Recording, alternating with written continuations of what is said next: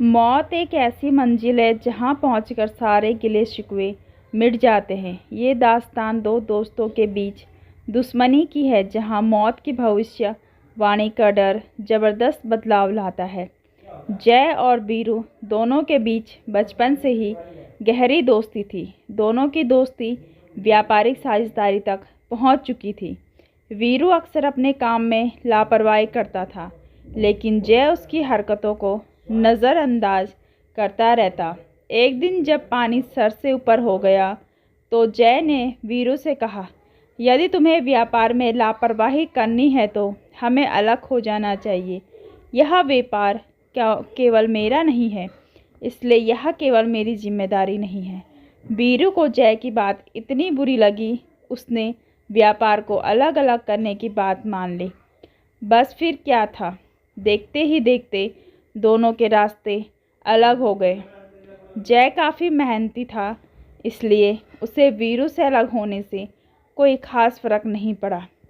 वहीं दूसरी ओर वीरू की ज़िंदगी बदतर होने लगी। जय के बिना वह व्यापार चलाने में असमर्थ था। बहुत जल्द इसका एहसास वीरू को हो गया। कुछ ही सालों में जय की मेहनत ने असर दिखाना शुरू किया। उसका व्यापार दोगुनी तेज़ी से बढ़ने लगा, जिसका पता चलते ही वीरू के कलेजे में सांप लौटने लगे। वह मन ही मन ईर्ष्या भाव से जलने लगा। उसे जय की तरक्की देखकर घुटन होने लगी। तभी उसने तय किया कि वह अपने दोस्त को जान से मार देगा। वीरू अपने दिल में प्रतिशोध की आग जलाकर जैसे ही जय की कंपनी में पहुंचा, तो उसे पता चला कि जय कहीं बाहर गया है। उसी कंपनी में वीरू की नज़र एक बुजुर्ग मुलाजिम पर पड़ी, जो शुरुआती दौर से ही कंपनी में कार्य कर रहे थे। लेकिन व्यापारिक बंटवारे के दौरान उन्होंने जय के साथ काम करना सही समझा। वीरू अपने पास पहुंचकर धमकी भरे अंदाज में जय को मारने की बात कहता है।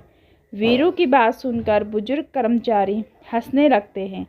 उन्हें हंसते देख वीरू को ताज्जुब होता है। वह उनके हंसने की वजह पूछता है।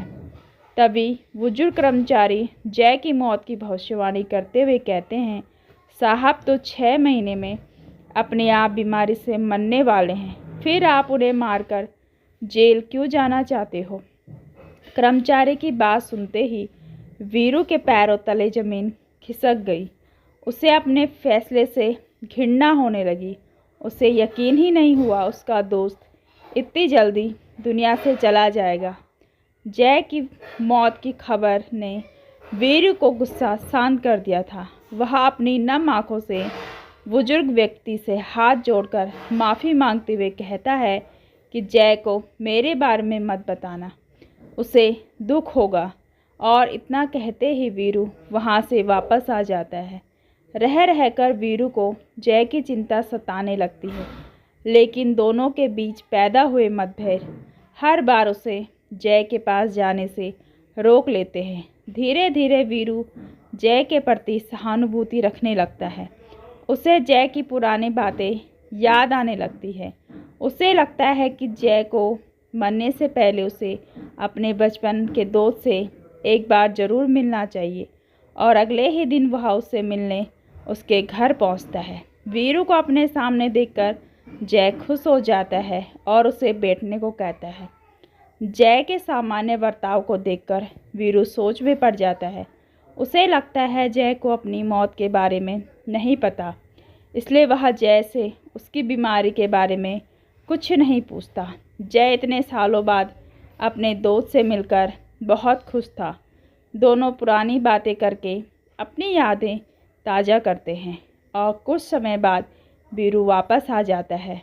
जय से मिलकर वीरू को बहुत अच्छा लगता है। धीरे धीरे गुजरते वक्त के साथ जय की मौत का दिन भी आ जाता है। वीरू सारा दिन अपने दोस्त की मृत्यु के गम में दुखी बैठा रो रहा होता है, और जैसे ही रात होती है वह अपने दोस्त के घर पहुंच जाता है। वहां उसे जय मस्ती के मूड में नज़र आता है। वह जय से पूछता है, तुम्हें इतनी गंभीर बीमारी है, फिर भी तुम्हें कोई चिंता नहीं। वीरू की बात सुनकर जय ज़ोर ज़ोर से हंसने लगता है और हंसते हुए कहता है, तुम पागल हो जो अच्छे भले व्यक्ति को बीमार कर रहे हो।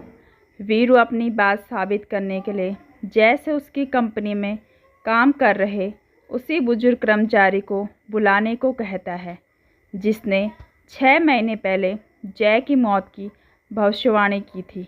जैसे ही जय को पूरा माजरा पता चला, उसने तुरंत उसी बुजुर्ग कर्मचारी को अपने घर बुलाया। उनके आते ही वीरू ने डांटने लगा, लेकिन बुजुर्ग कर्मचारी जैसे ही जय की मृत्यु की सच्चाई बताता है, वीरू पानी पानी हो जाता है। बुजुर्ग व्यक्ति दोनों के सामने हाथ जोड़कर विनम्रता से कहता है, मेरे द्वारा की गई मौत की भविष्यवाणी झूठी थी। दरअसल उस दिन वीरू का गुस्सा देखकर कर्मचारी ने दोनों की दुश्मनी ख़त्म करने के लिए झूठ बोला, जिसका असर यह हुआ कि दोनों की नफ़रत फिर से दोस्ती में बदल गई और आज दोनों साथ खड़े हैं। जय और वीरू बुजुर्ग व्यक्ति की समझदारी की तारीफ़ करते हुए उन्हें गले लगा लेते हैं। बुजुर्ग व्यक्ति की समझदारी ने दोनों के बीच नफ़रत के जहर को ख़त्म कर दिया।